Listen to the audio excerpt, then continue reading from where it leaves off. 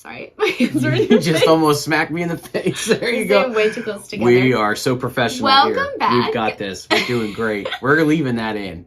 If you're listening online, I almost just hit Peter in the face. Which is nothing new. No, I'm just kidding. I'm doing I'm so nice. But no, anyways, so we're sitting like right next to each other. Right next to each it's other. just... It's good. Yeah. We hope I love you though. I did not mean to hit you in the face. Yes, it's good. Well, we hope you had a great Christmas. Mm-hmm. Happy New Year, 2024. 2024. We're back. We're at this. We had a great time. We used our extendable fork. We did use it. You have to tune in for the last episode to see that. It was a hit. Maybe we'll post the video. Oh yeah, we have a little video of Peter using it to grab a dinner roll. I used it very effectively. It works. Did. It was a hit. I might bring that thing. Laugh. I might bring that thing everywhere we go. Oh my. I might do that everywhere we go. I'm just saying. It was a hit though. It was a hit. I don't know what we're gonna top it with next year. We're gonna have to really think of something. Yeah, you can tell by everyone's face in the background. It was a hit. It was a hit. No, everyone's like, "What are you doing? What are you doing?" I was like, "This is what we do now. This is who we are now. Accept it." But we're back. We got this. Back. We got our tea again. Ready to rock. Ready to make a difference. Yes. Yeah. And all our Christmas decor is down. We are those people. Lord. Yeah. We are those people. January 1st, Christmas decor is going away. I love Christmas, but we're also those people who put up the Christmas decor like the week of Thanksgiving. So it's been up for a while. Yeah. So it's time to put it away. Some people put it away like right after Christmas, like still in December. Yeah. And we're not those people. But it's not because we want to keep it up. It's just sheer exhaustion. That's what it is. Like, we're just like, I don't have time for this. January 1st, January 1st, New Year. we're done. Yeah. Time to clean We summon house. the energy, and we take care of it. We get it done. Time to move it. Yep. Some people will leave it up for the whole month of January. Some people I'm like, I couldn't do that. Have a Christmas tree up all year. Yeah. Which if you're one of those people, shout out to you. That's amazing. Yeah. I can't do that. Although I have heard of some people having a Christmas tree up and they like, throughout the seasons, they like change it up. So like they'll have it for Christmas and then they'll take all the stuff off and make it whatever kind of season they're in. Yep. Which is kind of cool. But. Some people, like in our town, in businesses you walk into, have Christmas trees up that have been there for like 10, 15, 20 years. This is not a lie. He's not lying. so that is an art. Yeah. I mean, hey. Yeah. A little dusty, it works. It's still good. So it's an art form. Now we're in 2024. We're recovering financially. We made it through December. Now our finances can breathe a little bit. So we're doing good. All the Christmas. Yeah. I think everyone feels that. Everyone feels it. We always, you're always like, oh, I'm only going to do this much. And you just go a little bit over, a little bit over, a little bit over. It just never ends. Because then you forget about your sixth cousin once removed that, is going to be at the family reunion. And you're like, well, I can't have my sixth cousin once removed not have a gift for them. They need a gift. They need a gift. Haven't seen them in 20 years, but whatever. Something. I'm just kidding. I'm not taking out any anger on any family members. We don't have a sixth cousin once removed. If I do, we might. If I do, my bad. If we do, we're sorry. Yeah, bro or sis. Whoever you are. Yeah, we probably do. Whatever. We need to look up our family. You're clearly not that close to me, so I love you with the love of the Lord. Anyways, moving on. But let's talk about. Let's get into the nitty gritty.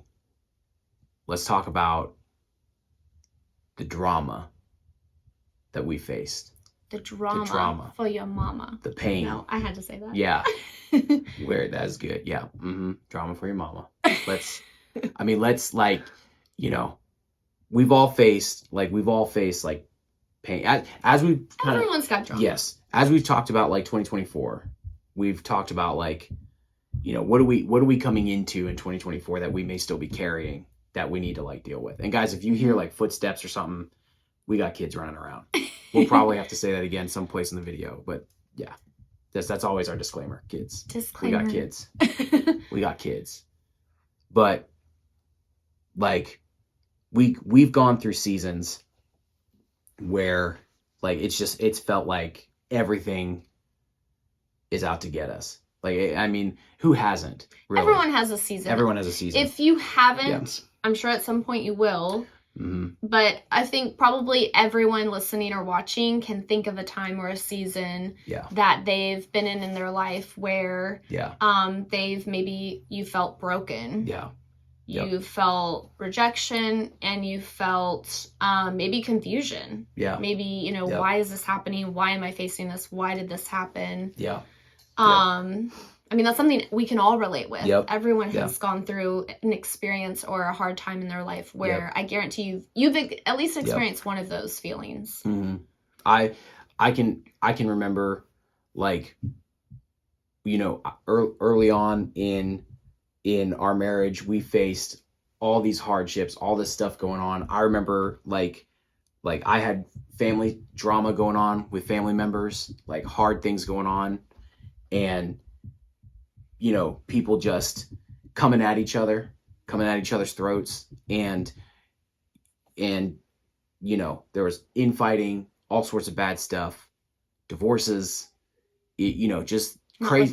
Not with us. We're fine. But just like, you know, stuff where like you realize like you're like, man, the world is coming down around me. Mm-hmm. And you're watching loved ones go through stuff, and like there's nothing you can do to help. Like I can try, I can speak into a situation, I can speak into something, I can try to be a peacekeeper, but at the end of the day, it's like, well, you're your own person. Like I can't help you any further. And, you know, I mean, even sometimes it'll like with family, I mean, family drama and things going on, like it'll be interpreted as, you know, your help will be interpreted as attack. Like, what do you do when you're trying to help a situation, but when you speak into it, it's like you know, that wasn't my heart. I wasn't trying to, but there comes a time where it's like, I can't even, like, it's like, all right, God, like I want to help, but it feels like every time I say something or do something, it like makes it worse. So what do I do? Right? People are making decisions. People are saying things. Bonds and unity are breaking, and not just marriage, but like interpersonal family relationships, brothers, sisters, you know, all that stuff. It's like falling apart. So what do you do? What do you do? What do you do? Yeah. What can you do? In that situation? Like you know, we're going through this, and you know, a lot of people face trauma. I mean, you know, what's helpful is like, you know, like people face stuff and you're like, man, I know people are facing way worse stuff than this. Like, you know what I mean? And watching people you love go through something hard, and in a way you're like, you know, sometimes they get to a place where it's like, they don't want to hear, you know, they don't want to hear about God. They don't want to hear about Jesus. They don't want to hear about any of that. They just, they're just going to do something, and you have other hardships going on. And so you're experiencing this stuff, and you can't, like, there's certain people, like, you want to say something and you want to talk and bring other people into it, but then you've got like, you're sharing with personal drama. Like you're sharing like, hey, this is, you know, interpersonal family relationships, and I may die if I tell this to you because someone may come after me. No, but like stuff like that, you know? So like everyone faces that kind of stuff. And in talking about like, and going over this story, I mean, you see these characters, you see this story play out. We were talking about Jacob in Genesis, and you had actually passed the comment about how, like, you know, because we read the whole story of Jacob in preparation for this episode, and you brought it up, and then I was like, man, yeah, the family drama, like the inner working of the family stuff. It's crazy. It's crazy. It's sometimes hard to think like, oh, how does the story relate to modern day, you know, to our time? Like, but like reading, if you get a chance, read the whole story of Jacob and Esau, because it is really an incredible story. But reading that, you see, oh, wow, these people are just like people today. They're just like us. They have their flaws, their mistakes, their family drama. They're just like us. They're regular people. And messed up stuff takes place in that family. It's not like they're our not family. Perfect. It's not like our family. You know, we don't have this kind of stuff going on in your family, you know? It's so, it's crazy though when you're reading it, because you're just like, wow, like these people are regular people just like us. And there is hope there, because it's hope, because it's like, okay, God uses these people. God speaks blessings on these people. These are characters and patriarchs in the Bible that we're supposed to look to and be like, okay, like they were extremely flawed. Yep. Like backstabbing, I will sacrifice my children to get ahead kind of people. Not like I'm saying hypothetically. I mean, you got to say hypothetically because, there's sacrificing and stuff going on in the Bible days. That's not what I'm talking. I'm just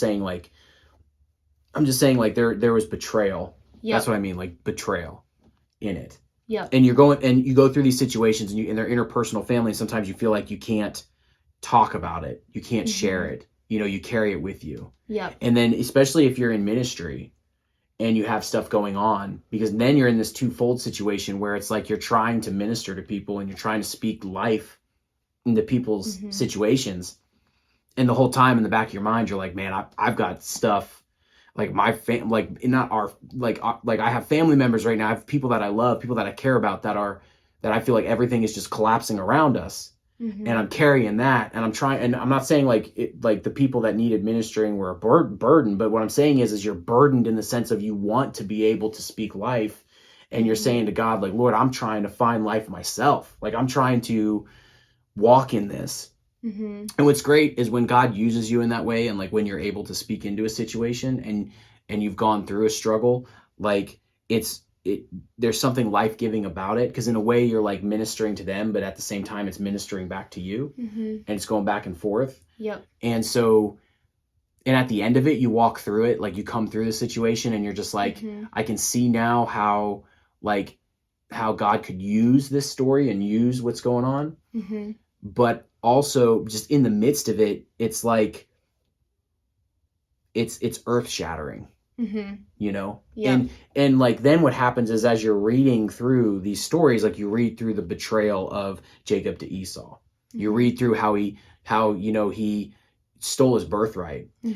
And look, Esau's not the victim here. Like I know, like, because in this story, like there's a part of the story where Jacob makes Esau give him his birthright just over a pot of stew.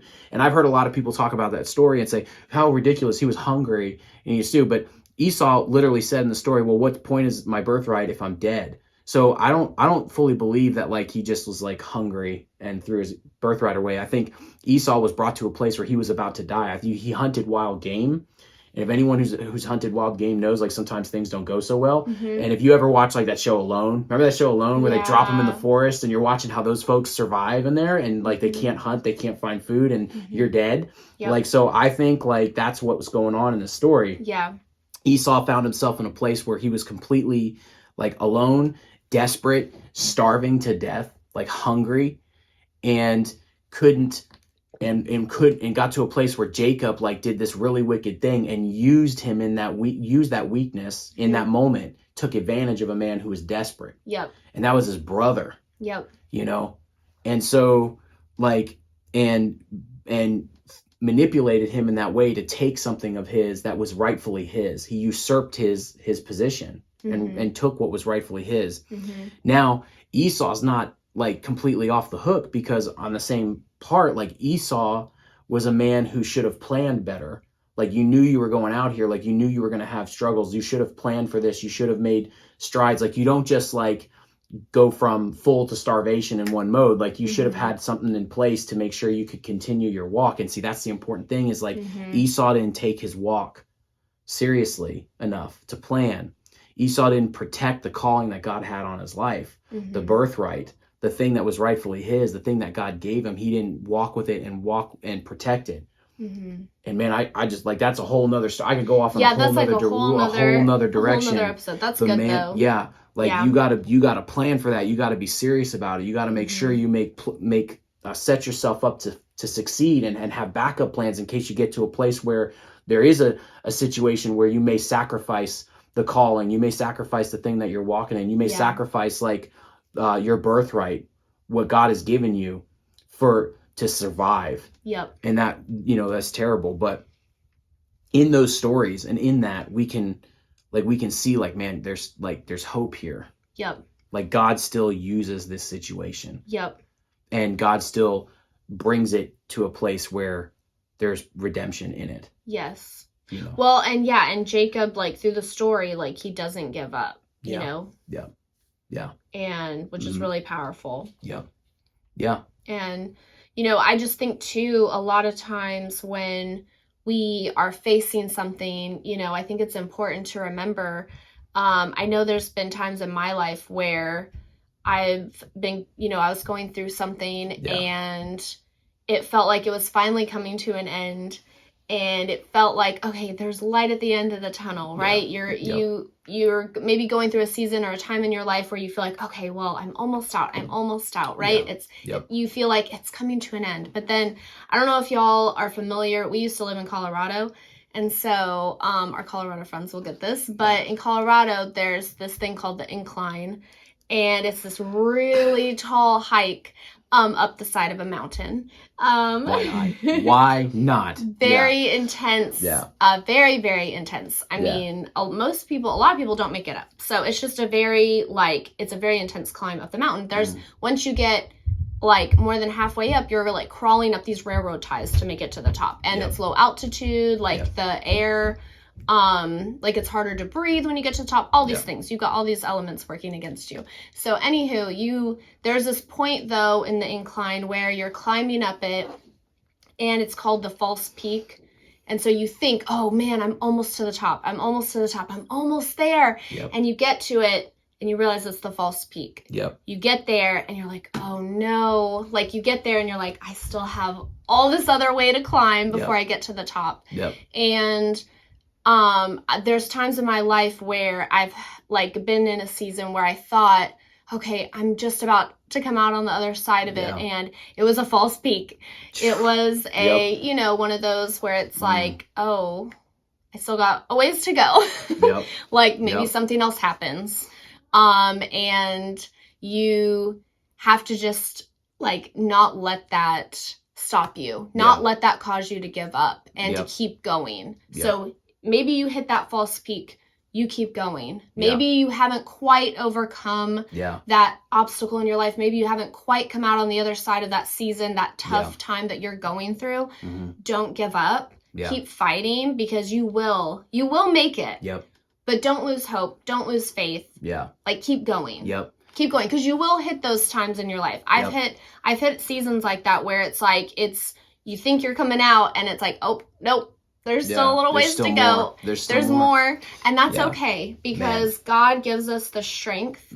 He doesn't, you know, you're never put in situations, or you never go through things that you can't handle. Like he equips you. He's the one who gives us strength. Like it's not in our own strength that we overcome things, but it's through his strength. He's the one, he's our source. He's the one who, you know, never leaves us, never forsakes us. And we just have to hold tight to that and know that no matter what, even if we don't understand it, that we're going to make it out. And just don't lose hope, and know that whatever pain you're facing, whatever thing that you faced or that you're going through is part of helping to mold you and helping to make you stronger and helping you to overcome maybe your fears, whatever it is. Like I've had to overcome a lot of my fears in my life, things that once crippled me with fear no longer do, because I was forced to face them. And that's not to say I'm not scared, you know, I don't still have like some fears, but like the things that once held me back don't hold me back anymore. Because I was forced to face them. And so I just want to encourage you with that. Maybe you're facing something and you don't know how you're going to get through it, but just know that when you come out of the other side, because you will, you're going to be stronger. And you might not even recognize yourself, but it's in a good way. Because there's things about myself I don't even recognize anymore. And it's not like it's not a bad thing, it's a good thing. It's things that I was once too scared to do, too scared to say, too scared to act on. I'm not scared of those things anymore. Those things don't hold me back anymore.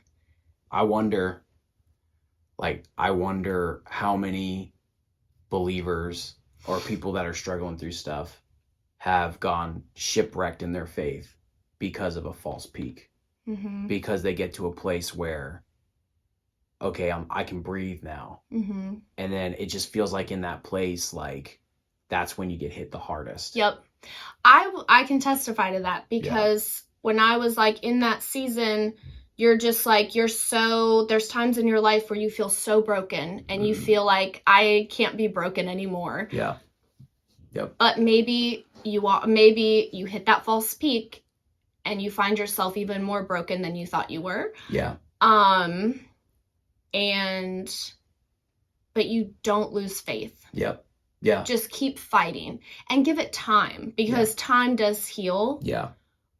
Jesus heals, but time does heal, and sometimes things just take time, and sometimes we don't fully understand everything that happens or the reason why we go through things in our life. Yeah. But God is good, and that's what we have to remind ourselves in those tough seasons that we face. God is still a good God, and he still loves us, and he's always there for us. Yeah. And when you come out on the other side of whatever it is you're going through, like, you are going to come out stronger, and you might come out walking different. Yeah. Like Jacob did. Yeah. Yep. I guarantee you will come out walking different. Yep. Yeah. And you can't, it changes you. When you go through certain things in your life, it changes you in a way to where you just walk different. Yeah. You look different. In this story, we got to this place of where Jacob was at the end of all the stuff that he faced, all the things that he went through. He betrayed his brother, stole his birthright, ran away from home out of fear for his brother, pretty much saying, I'm going to murder him. His mom and parents got a wind of it. They're like, we need to send you out of here. Mm-hmm. And then, goes to his uncle, and, father-in-law, this is a whole other thing to talk about in the Bible. And, is going to give him, goes there looking for a bride, finds Rebecca, is promised Rebecca after 7 years of serving, gets Leah, has to serve another, 7 years, and goes through all these situations. He's leaving, he's coming back. And in this place in Genesis 32, is alone, and is getting ready to come face to face with Esau again. The pain, even like the false peaks that you face of like, hey, you got away and everything's settled, but then here comes another, you actually have more to climb, because now Esau's coming. Yep. Coming, Yep. Yeah, you think, oh man, I've been blessed. I've got all these things in my life. I've got, my life set up. My thing. Yep. And I got away from that obstacle, but then coming in, he knows like, okay, now I've got Esau coming in. Yep. And in Genesis 32, verse 24 through 28 says, and Jacob was left alone, and a man wrestled with him until the breaking of the day. He was back. He was alone at camp. He sent his wives and kids and everyone ahead of him, getting ready, preparing himself to meet his brother. Mm-hmm. And it says, and a man wrestled with him until the breaking of the day. When the man saw that he did not prevail against Jacob, he touched his hip socket, and Jacob's hip was put out of joint as he wrestled with him. Then he said, let me go, for the day has broken. But Jacob said, I will not let you go unless you bless me. And he said to him, what is your name? And he said, Jacob.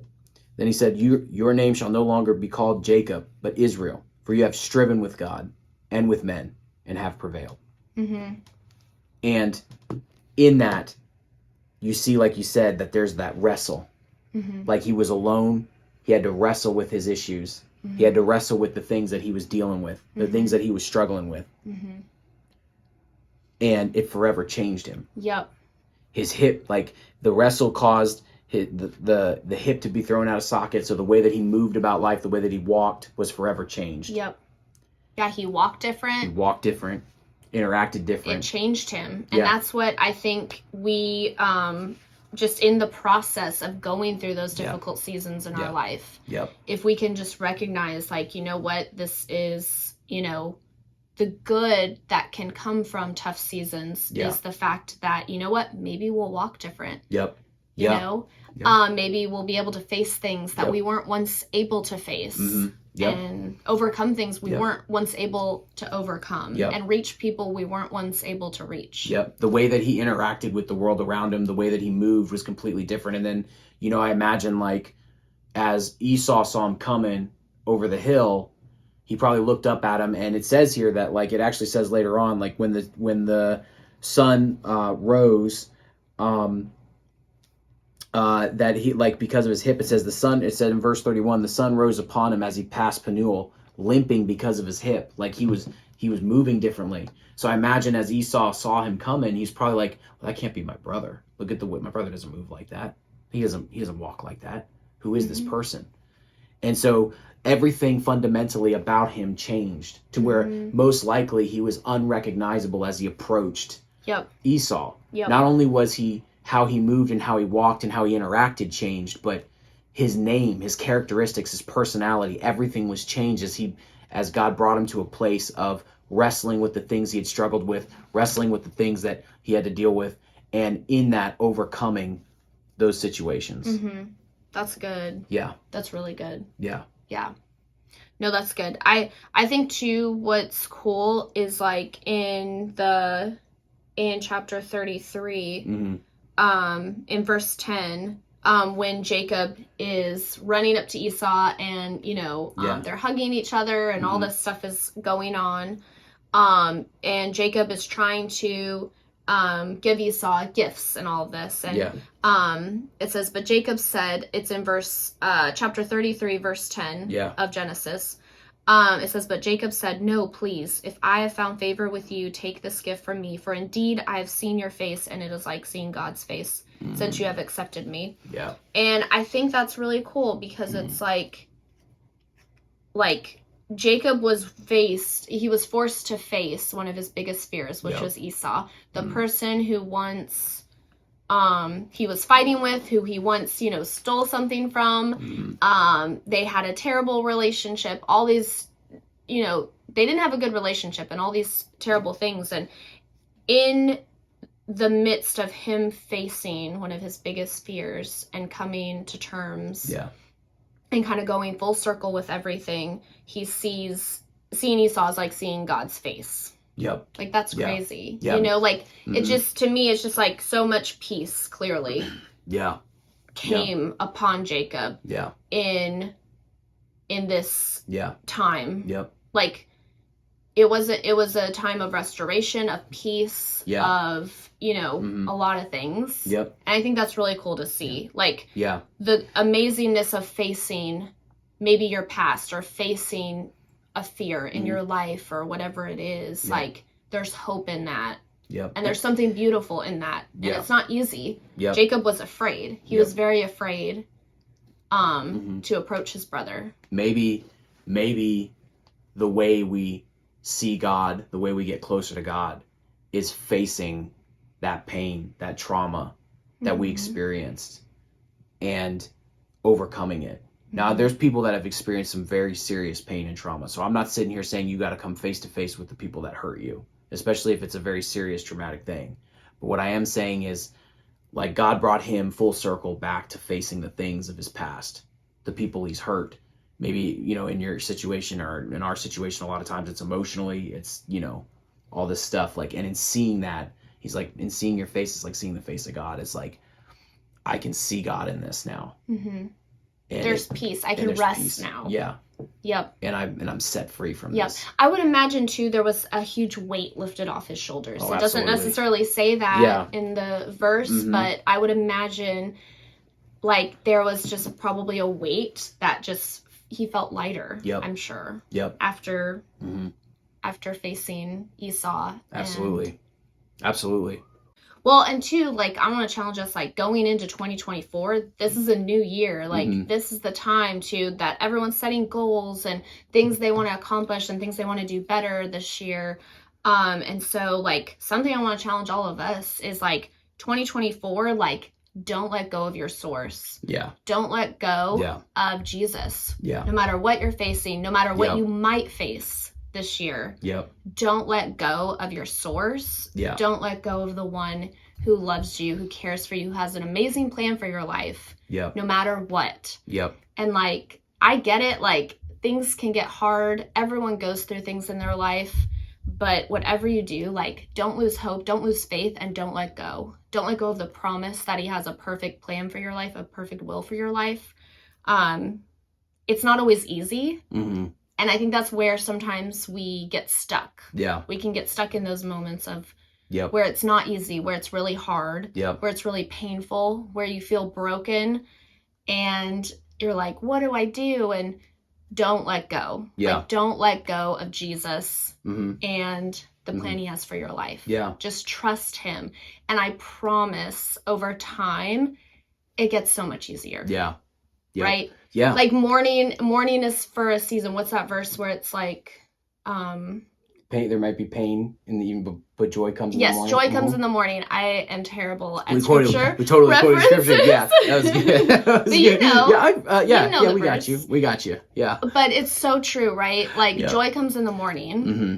Yeah. And so just hold on to that and don't let it go. Yeah. And don't let go of that promise. Yeah. Because I promise you, there's hard seasons, but there's also really amazing seasons in life. And just like with Jacob, he comes full circle and he's forced to face one of his biggest fears, which is Esau. At the end of his life, he faces one of his biggest fears. Yeah. Like in the process of facing whatever fear it is you have, whatever it is that you're scared of, once you face that and overcome that thing that once maybe crippled you with fear will no longer hold you back in fear. You will no longer be held back by that thing that scared you. You know, you'll be able to face it and overcome it. And not that you won't ever, experience fear again, but it's just those things that once held you back won't be the things that hold you back anymore. Oh, yeah, absolutely. And just like with Jacob, like he faced his biggest fear and he overcame it and he trusted God, because it says earlier in the story that Jesus, he's the one who tells him, like, hey, go to your brother Esau. I will bless you. I'll take care of you. Like he says that to him. And so Jacob, like, having to trust, okay, like, I'm going to face Esau. I'm sure he hates me. He's mad at me because of the stuff I did to him in the past. And, like, but God told him, no, like, do this. Go back to your homeland. Like, I will protect you, or I will bless you. Whatever it is he says. I can't remember exactly. But... Yeah, and here's my revelation. Here's something that's dropped in me on this. Oh, okay. I'm about to drop this. You ready? Drop it. Okay. I'm about to drop it. When Jacob was born, Esau and Jacob were born together. It says that Esau came out of the womb, and it says that Jacob was holding the heel of Esau. And what dropped in me as I was thinking about this is the one who was holding the heel, trying to latch onto what his brother had or what others had, learned in the end who he should have been holding on to all along. Oh, snap. As he wrestled with God and he wouldn't let go. He said, I will not let you go until you bless me. The one who was the whole time was holding on to the wrong things. And that's where we find ourselves. We're holding on to, our job titles, our positions, are the people that we're trying to keep in our life that we know are not healthy, the things that we think are so important. And that whole time, what he learned is that when he when he was wrestling alone in that camp, he learned that I will not let go of God. I will not let go of you until you bless me. I will not let go. Good. So maybe there's some things that we need to learn to let go of.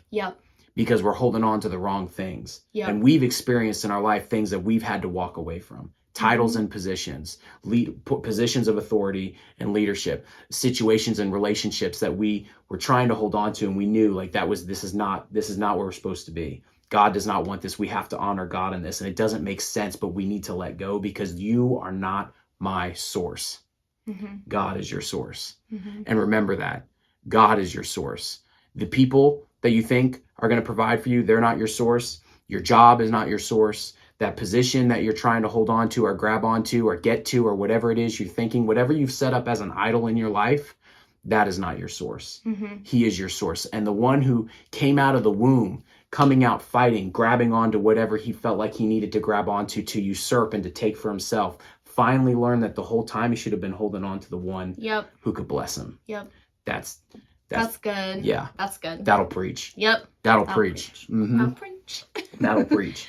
No, that's good. Yeah. That's and it good. was the wrestling that changed the way he moved and the way he walked, but it was his unwillingness to let go that got him the blessing. That got and I think that he didn't give up. He didn't give up. He did and that's the thing we have to remember. Whatever you're going through, whatever you may go through in your life, don't give up. Hold on to your source, which is Jesus. don't give up. Yeah. And it's hard. It's easy to say. It's hard when you're in the middle of a tough situation or going through something major in your life. It's hard to keep fighting sometimes. It's hard to, see the light at the end of the tunnel sometimes, you know? But I promise you, just keep holding on to that promise and don't give up. Don't give up. Hold on to your source. Yep. And see, the thing is, even in that situation is like, I believe that the wrestling comes when you are dealing with and struggling with the issues and the things that you faced. And you're wrestling, and really a lot of times you are wrestling with God, because God's trying to, and I'm not trying to belittle what anyone has gone through. I know there's some people that are probably watching or listening that have faced some very traumatic things. And I understand that. But a lot of times what happens is God is doing a work inside of you so that he can use what you faced and experienced for his glory. So he, and I've heard the typical preacher speak is that God turns your mess into a ministry, or your pain into purpose. Your pain into purpose, like he uses those things so that he could reach others in that. And you don't understand how powerful your story is, your testimony is, until you are able to speak into the life of someone else who's facing something similar to you, and you bring hope to them. And there's no greater fulfillment than to do that. It really is a fulfillment. But I believe that in that wrestling, when we're wrestling with those things, and God, and we're wrestling with God because he's trying to do a work in us, that no matter what you're facing, like, it will change you. Yeah. It'll change the way you move. It'll change the way you walk. Like a lot of people will tell you it scars you. It does. Like it will change the way you interact with things. But I believe that what causes that change to be a change in the positive, which actually allows you which actually changes you for the better, is your unwillingness to let go of God in that situation. And that's what happened here, is that Jacob was changed. But the positive, the fact that the change was positive was because he held on to who was his redeemer, the one who could save him, the one who could transform him, his Lord and Savior, his God, the one he worshiped and reverenced. That's the truth, is that the change will happen from the wrestling. What determines whether or not it's a positive or a negative is going to be your unrelenting desire to hold on to God and allow that change in purpose to lead into something different. And it was the unrelented desire that completely transformed who he was in identity. God said, you were called Jacob, now you're called Israel. Yeah. Completely changed. Yep. So I just found that to be that's really powerful. Yeah, very powerful. We hope that helps you. And if there's anything you can pull from this, I think if you're struggling and you're wrestling and you're in that season, whether it's something that you've done or have experienced, whatever it is, just remember that you can make an effort to say, well, Lord, I'm going to continue to hold on to you. And I'm not going to let this be the end of me. God has a plan for you. God has a purpose for you. God wants to use your experience and what you've gone through to speak into the lives of others. He turns your mess into ministry. He turns your pain into purpose. And so allow him to do the work in you. Maybe that's getting counseling. Maybe that's, taking those next steps. In 2024, we want to go into this year saying we're not going to let go. We're going to let go of the things that are toxic. Yep. We're going to let go of the people that are toxic. We're going to let go of the pain and the hurt and the things that we're carrying with us, but we're not going to let go of the one who can actually transform us and bring purpose into that. Yeah. And bring us into a new place. Yeah. That's good. I think that's good. That's good. I mean, I could speak on that. I got my Earl Grey tea. Earl Grey. Lit. We're ready to go. Like, I got this. We can keep going. Keep going. What's next? Exodus. No, I'm just kidding. I'm joking. No. Yeah. Another time, another place. Definitely more Earl Grey tea for that. Yes. For sure. Guys, we had to cut. We got kids. If you heard flute playing in the background. I think there was a flute playing at one point. Footsteps. Yeah. Jumping. Yeah. Essentially, they're just destroying the house while we... No, I'm just kidding. They're not. Hopefully I'm kidding. I hope I'm kidding. Yeah. But... we'll cut it right there. I think that's good. And we hope that this encourages you. We hope that it helps you to walk into this year with a new strength and with refreshed vision in what you're doing and what you may be going through, what you're experiencing, or what you may be trying to overcome. Like, we know there's a plan and a purpose. Yep. We're not speaking to you from a place of, we read this on the back of a Hallmark card. Yeah, I've walked through this. Yes. We've walked through this. We'll probably walk through this even more as we go. And but always remember, don't let go of the one who blesses you, the one who can transform you, the one who can actually bring you out. The one that can heal you. Yes. That can speak life to you. Yes. Who never leaves you or forsakes you, and who has the perfect plan and purpose for your life. Yep. Don't ever let go. Don't lose sight of that. Yes. And catch you next time. We'll catch you next time. Happy New Year. Happy New Year.